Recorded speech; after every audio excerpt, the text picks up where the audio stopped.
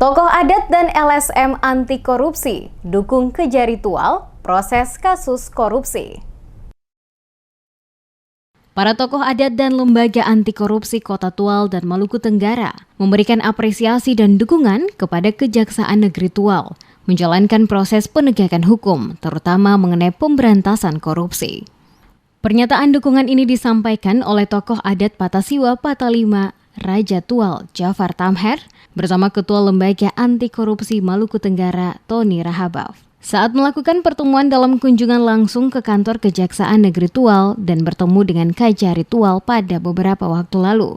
Raja Tual Jafar Tamher menegaskan sebagai pimpinan Patasiwa Patalima di Kepulauan K Maluku Tenggara dan Kota Tual memberikan apresiasi dan dukungan yang besar kepada Kejari Tual dan jajarannya dalam memberantas korupsi di Maluku Tenggara dan Kota Tual. Dikatakan Jafar Tamher bahwa hukum adat di Kepulauan K sama dengan hukum positif, di mana apa yang menjadi milik orang lain tetap milik orang lain.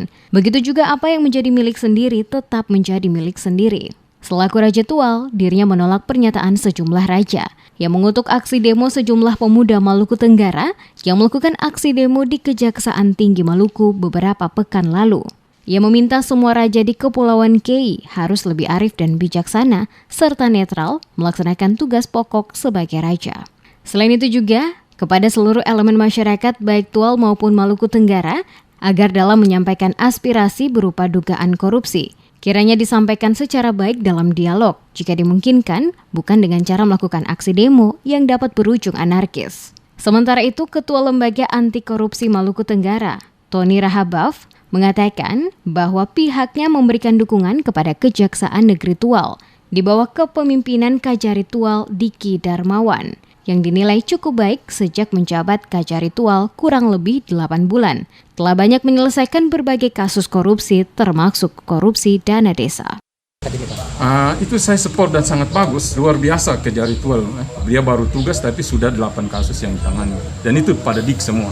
Dan itu harus kita support dan memberikan dukungan yang sangat bagus kepada beliau dan beliau support melakukan penegakan hukum.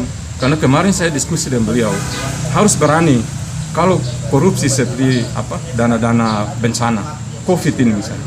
Dan COVID itu harus Pak Kejari mempertimbangkan bila perlu menggunakan pidana mati. Itu diberlakukan, menerapkan untuk daerah ini. Saya sudah bicara dengan Pak Kejari untuk pidana mati diberlakukan kalau korupsi di daerah pandemi.